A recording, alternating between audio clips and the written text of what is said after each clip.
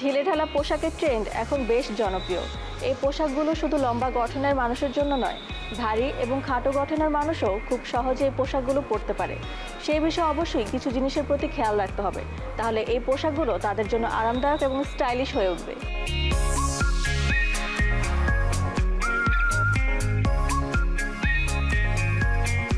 পাশ্চাত্যের তারকারাও নিয়মিত পরছেন ঢিলেঢালা ওভারসাইজ পোশাক। তাদের দেখা দেখি আর্টশার্ট কাটের পোশাক আর উঁচু হিলের বদলে বেছে নেওয়া হচ্ছে ঢিলেঢালা ম্যাক্সি ড্রেস আর বেলে জুতা, যেখানে আছে স্বাধীনতা, আরাম আর এক ধরনের অনায়াস সৌন্দর্য। আসলে পোশাকের গতানুগতিক ছন্দ থেকে বের হয়ে আসাটাই একটা চমক তৈরি করেছিল বলে বিশ্বাস করেন বিশেষজ্ঞরা।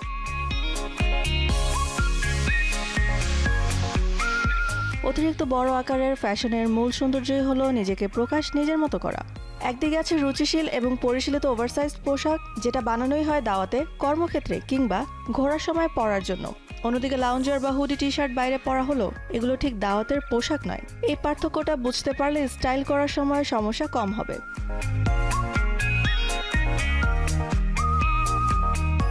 ওভারসাইজ পোশাক পরা মানেই কিন্তু 3 সাইজ বড় পোশাক নয়।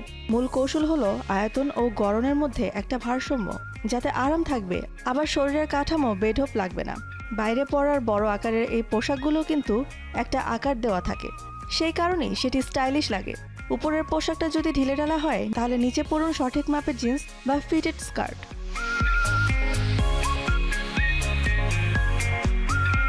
তুলনামূলক আর্টশার্ট, লেগিংস কিংবা প্যান্টের সঙ্গে পরতে পারেন ওভারসাইজ টি শার্ট বা জাম্পার। আবার নিচের অংশের পোশাকও হতে পারে ঢিলেঢালা। তাহলে দুটোর কাটছাটে থাকতে হবে কিছুটা ভিন্নতা। নিচেও যদি ঢোলা সালোয়ার পরি তাহলে উপরের ক্রপ টপ স্টাইলের রাখুন। টপ ঢিলে হলো তখন দেখতে খারাপ লাগবে না।